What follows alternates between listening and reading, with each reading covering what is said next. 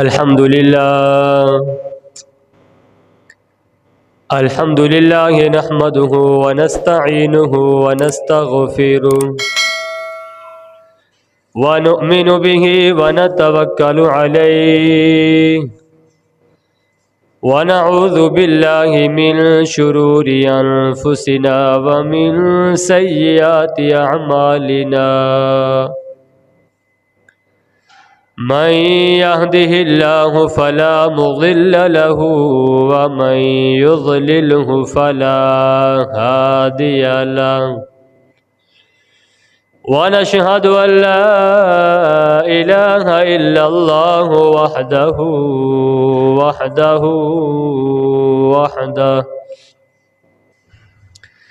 لا شريك له ولا مشير له ولا نذير له ولا معين له وصل على سيد الرسل وخاتم الأنبياء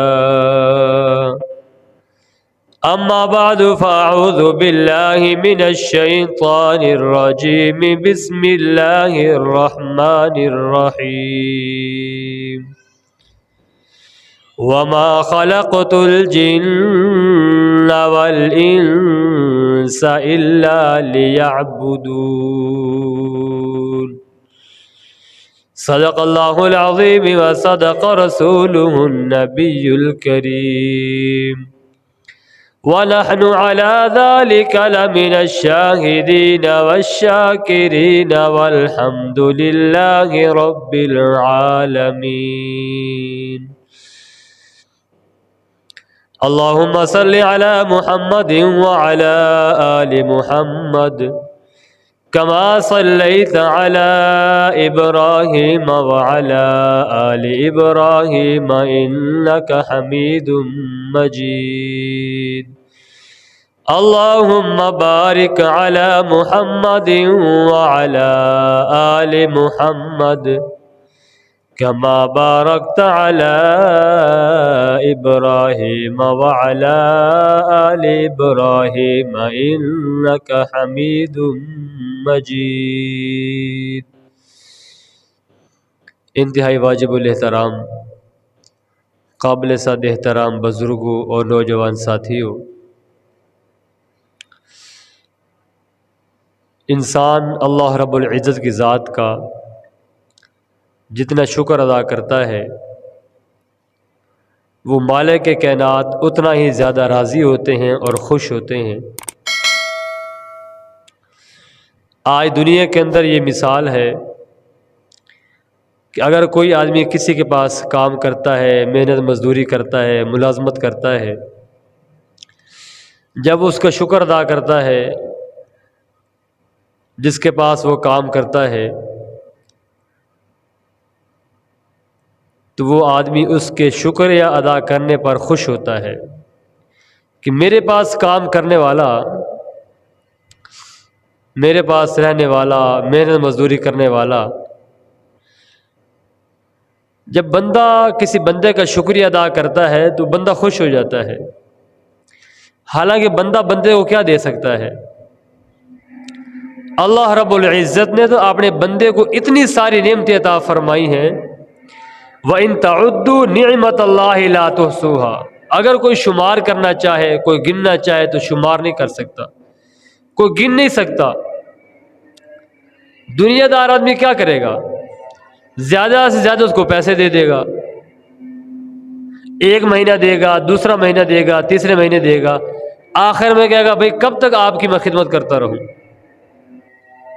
زیادہ سے زیادہ کیا کرے گا؟ کچھ کھانے کو دے دے گا، پہننے کے لیے کپڑے دے دے گا، لیکن وہ مالک کائنات کہ جس نے پیدا کیا، انسان کا سارا وجود بنایا، خوبصورت آنکھیں بنائی، بولنے کے لیے زبان بنائی، سننے کے لیے اس مالک کائنات نے کان بنائے، سوچنے کے لیے دماغ بنایا، یہ پورا انسان کا وجود بنایا، ایک ایک چیز کا انسان اللہ کے سامنے شکریہ ادا نہیں کر سکتا، لیکن پھر بھی وہ مالک کے کائنات فرماتے ہیں کہ میرا شکر ادا کرو میں نعمتیں بڑھا دوں گا، لئن شکرتم لازیدنکم وَلَئِن کفرتم ان عذابی لشدید، نہ شکری نہ کرو، نافرمانی نہ کرو. ایک بندہ کہتا ہے میرے پاس تو ہے ہی کچھ نہیں، ایک وقت کھانے کو ملتا ہے پھر ہوتا نہیں ہے، تمہیں کیسا شکر ادا کروں؟ نہیں، اللہ رب العزت نے اپنے بندے کو اتنی نعمتیں ادا کی ہیں کہ ایک ایک نعمت کا انسان اگر سوچے، غور فکر کرے تو شکریہ ادا نہیں کر سکتا. کوئی آدمی کہا کسی کو بھائی میں آپ کو اربوں روپے دیتا ہوں، آپ نے مجھے دونوں آنکھیں مجھے دے دو، کوئی دے دے گا؟ وہ کہ بھائی پوری اربوں روپے کیا پوری کائنات مجھے دے دو بھائی، میں پھر بھی آپ کو نہیں دوں گا. کوئی کہتا بھائی اتنے پیسے لے لو، زبان اپنے کٹوا لو. وہ کہ نہیں بھائی. تو گویا کہ لاکھوں روپے، اربوں روپے سے زیادہ ہمارے پاس اللہ کی دی ہوئی نعمت زبان ہے، اللہ کی دی ہوئی نعمت یہ آنکھیں ہیں، اللہ کی دی ہوئی نعمت یہ کان ہے، انسان کا وجود ہے. انسان منہ سے تھوک پھینکتا ہے بڑی حقارت کے ساتھ، لیکن یہ تھوک انسان کا خشک ہو جائے انسان کتنا مجبور ہو جاتا ہے. کتنے سارے ایسے لوگ دنیا کے اندر موجود ہیں کہ جن کی زبان خشک ہو گئی ہے، تھوک نہیں بنتا. پانی کی بوتل ہاتھ میں پکڑی ہوئی ہے، ہر 2 منٹ بعد پانی پی رہے ہیں جی، ہر 2 منٹ بعد پانی پی رہے ہیں. یہ لعاب انسان کا بنتا ہے تو اللہ کی ذات کا شکر ادا کرنا جی، بہت بڑی نعمت ہے. جس آدمی کا لعاب نہیں بنتا وہ بیچارہ سو نہیں سکتا. آج ہمیں ان چیزوں کی قدر ہی نہیں ہے. آنکھوں کا غلط استعمال کرتے ہیں، کانوں کا غلط استعمال کرتے ہیں، زبان کا غلط استعمال کرتے ہیں، اپنے ہاتھوں کو غلط استعمال کرتے ہیں، اپنے پاؤں کو غلط استعمال کرتے ہیں. کبھی نہیں سوچا آج ان ہاتھوں کو میں جن غلط کاموں میں استعمال کر رہا ہوں، ان آنکھوں کو میں غلط کام میں استعمال کر رہا ہوں، اپنے وجود کو میں غلط کام میں استعمال کر رہا ہوں، کل یہ سارا کا سارا وجود اللہ کے سامنے میرے خلاف گواہی دے گا. الیوم نختم علی افواہہم وتکلمنا ایدیہم. فرمایا کہ اللہ پاک زبان پر مہر لگا دیں گے. آج آنکھ نہیں بول سکتی، کان نہیں بول سکتے، انسان کے ہاتھ نہیں بولتے، انسان کے پاؤں نہیں بولتا، انسان کی زبان بولتی ہے. لیکن یہی زبان کل اللہ رب العزت اس پر مہر لگا دیں گے. یہ زبان نہیں بولے گی، انسان کا باقی سارا وجود بولے گا. ان غلط ہاتھوں سے جو کام کیے یہ ہاتھ اللہ کے سامنے گواہی دیں گے، اے اللہ اس نے مجھے مجبور کیا تھا، میں نے پھر غلط کام کیا.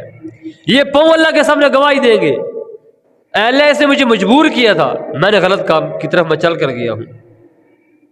تو انسان کو اللہ کی ذات کا شکر ادا کرنا چاہیے. لئن شکرتم لازیدنکم، شکر ادا کرو اللہ پاک نعمتیں بڑھا دے گا.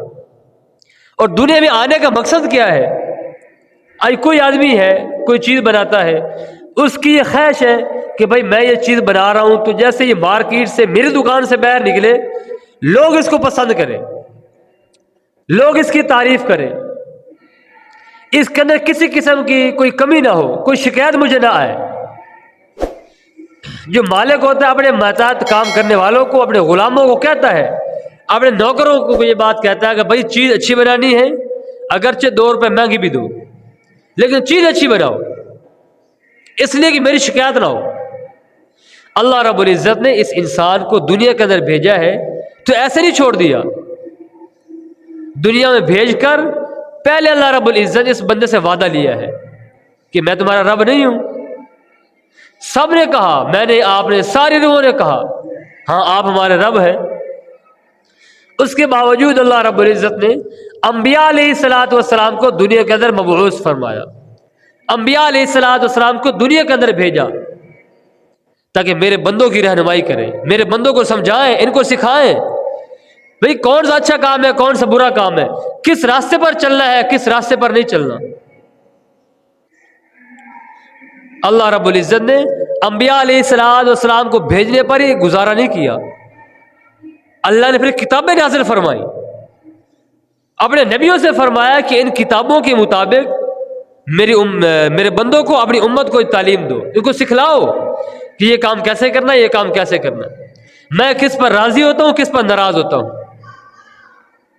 قرآن کریم ایسی مبارک کتاب ہے کہ جس کے بارے میں مولا کائنات نے خود فرمایا ذالک الکتاب لا ریب فیہ. یہ ایسی کتاب ہے اس میں کسی قسم کا کوئی شک نہیں ہے. اس کتاب کے اندر ساری باتیں اللہ نے ذکر فرما دی ہیں. آج ہم کہتے ہیں بھائی نہیں ہمارے پاس پیسہ ہوگا ہم پھر کامیاب ہو جائیں گے, کوئی پریشانی نہیں ہوگی, بس میرے پاس پیسہ آ جائے مجھے ہر طرح سے پھر خیر ہو جائے گی, میری ساری تکلیفیں دور ہو جائیں گی. اب یہ نہیں پتا کہ جن کے پاس پیسہ زیادہ تھا وہ سب سے زیادہ ناکام ہوئے. اور ناکام کون ہوئے؟ جن کی زندگی میں اللہ کے احکامات نہیں تھے, جن کی زندگی میں دین اسلام نہیں تھا, جن کی زندگی میں اللہ کے احکامات نہیں تھے, قرآن کریم کی مبارک جو تعلیم ہے جس کی زندگی میں وہ نہیں تھی, وہ ناکام ہو گیا. اب جس بندے کے پاس مال و دولت ہے لیکن دین اسلام کے مطابق چلتا ہے, اللہ کے احکامات کو پورا کرتا ہے, آپ صلی اللہ علیہ وسلم کے مبارک جو نورانی طریقے ہیں اس کے مطابق چلتا ہے, یہ مال و دولت دنیا کے اندر بھی اس کو کامیاب کرتا ہے, آخر میں کامیاب کرتا ہے. مال و دولت کا آنا کوئی بری بات نہیں ہے, اس کو صحیح استعمال نہ کرنا یہ غلط بات ہے. اللہ کے راستے میں خرچ کرنا, غریبوں کی مدد کرنا, فقیروں کی مدد کرنا, کوئی حاجت مند آ گیا اس کی مدد کرنا. بھئی اللہ رب العزت نے جب دیا ہے اللہ کے نام پہ خرچ کرنا. حضرت موسیٰ علیہ السلام اللہ کے پاس جا رہے ہیں, راستے میں ایک آدمی ملا, پوچھتا اللہ کے نبی کہاں جا رہے ہو؟ آپ نے فرمایا اللہ سے ملاقات کرنے جا رہا ہوں. میں بات کر رہا ہوں جو آدمی اللہ کے نام پہ خرچ کرتا ہے اللہ اس کو کتنا دیتے ہیں. آج ہم کہتے ہیں بھائی زکوٰۃ دیں گے, صدقہ کریں گے, خیرات کریں گے, مال کم ہو جائے گا. جیب میں 100 روپے ہے, اگر 20 روپے کسی کو دے دیے تو باقی 80 روپے رہ جائیں گے, تو 20 کم ہو جائیں گے. حضرت موسیٰ علیہ السلام سے کہنے لگا آپ اللہ کے پاس جا رہے ہیں, اللہ سے جا کے میری ایک گزارش کر دینا کہ جتنا اللہ نے مجھے رزق دینا ہے نا وہ سارا کا سارا مجھے اکٹھے ہی دے دے. حضرت موسیٰ علیہ السلام پریشان ہوئے, بھئی اس کو سارا رزق مل جائے گا تو بعد میں کیا کرے گا, چلیں اب اس نے مجھے پیغام دیا ہے تو میں اللہ کے سامنے جا کے عرض کر دیتا ہوں. اللہ رب العزت کی ذات کے سامنے عرض کر دیا کہ آپ کا فلاں بندہ اس نے یہ پیغام بھیجا ہے. حالانکہ اللہ کی ذات کو جاننے والی سننے والی ذات ہے, انسان کے دل کے اندر کیا آنے والی خواہشات ہیں اللہ اس کو بھی جانتے ہیں, اس بندے کے ساتھ آنے والے وقت میں کیا ہونا ہے اللہ اس کو بھی جانتے ہیں.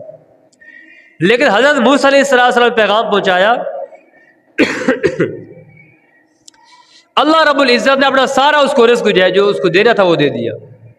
حضرت موسیٰ علیہ السلام چند دنوں کے بعد, چند مہینوں کے بعد, کچھ عرصے کے بعد وہاں سے گزرے.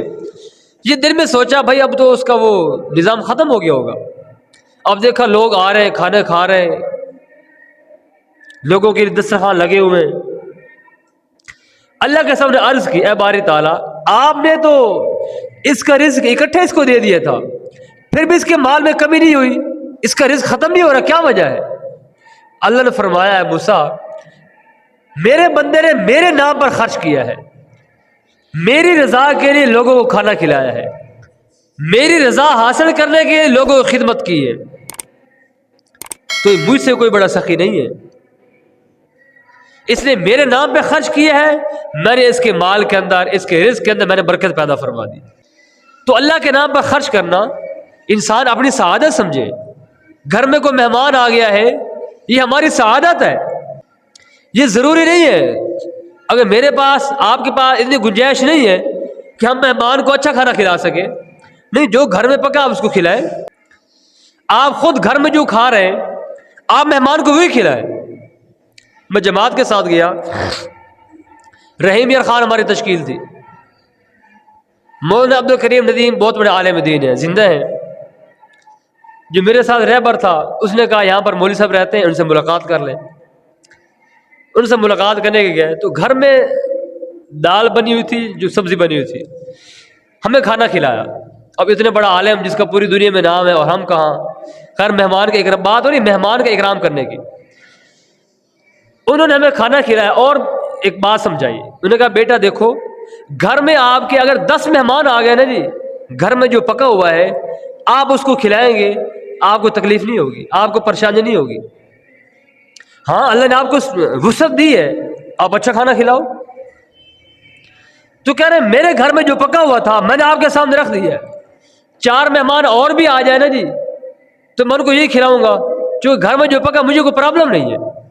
پرابلم پھر ہوتی ہے جب انسان کے پاس ہے بھی کچھ نہیں اور پھر انسان اس پر تکلف کرتا ہے، کہ دین اسلام نے اس بات کی تکلف کرنے کی اجازت نہیں دی۔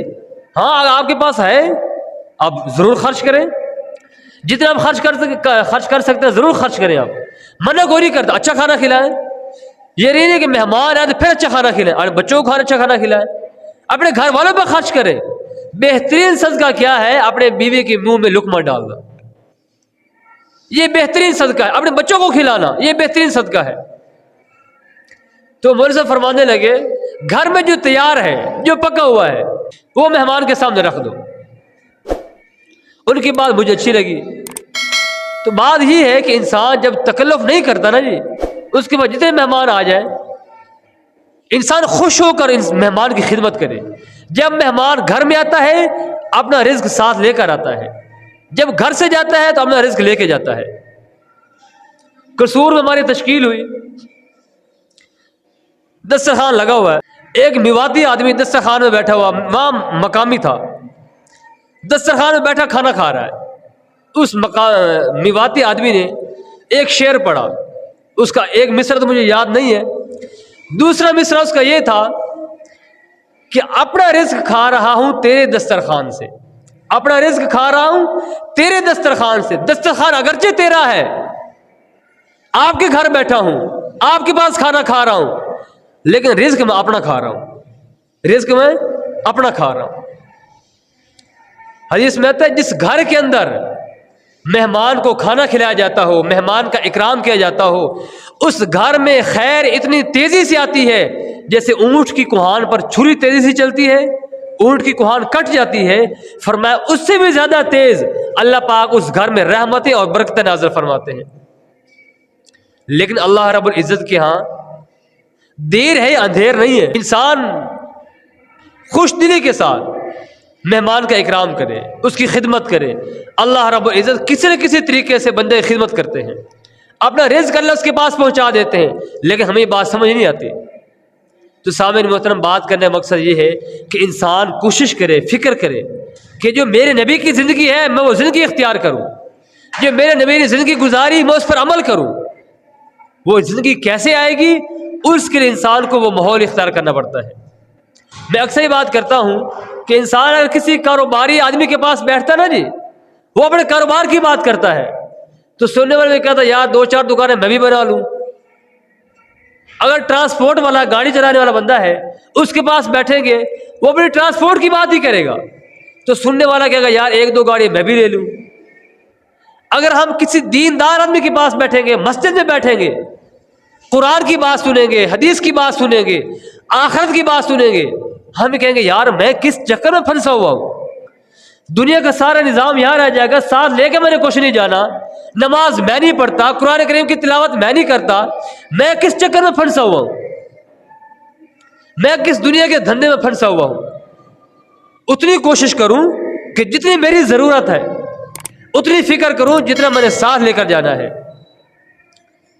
براہمن مرکز کے اندر بزرگ بیان کر رہے ہیں کہ انسان دنیا میں آیا تو لباس کوئی نہیں تھا، جب دنیا سے جائے گا تو پھر بھی لباس نہیں ہوتا، لیکن اس کی عزت اور اکرام کے لیے اس کو کفن پہنایا جاتا ہے۔ مسلمان کی عزت اور اس کے اکرام کرنے کے لیے، اس کو عزت دینے کے لیے اس کو کفن پہنایا جاتا ہے، ورنہ اس کے پاس اور کچھ نہیں ہوتا۔ لاکھوں روپے بنائے، اربوں روپے بنائے، کوٹھیاں بنائی، گاڑیاں خریدی، سب کچھ ادھر رہ جائے گا۔ جب سکندر دنیا سے گیا تو دونوں ہاتھ خالی تھے، ساتھ لے کر کچھ نہیں جانا، سارا کا سارا ادھر رہ جائے گا۔ مسلمان کی عزت کے لیے، اس کی تکریم کے لیے، اس کے ادب کے لیے فرمایا کہ اس کو 2 کپڑے 3 کپڑے اس کو پہنائے جاتے ہیں۔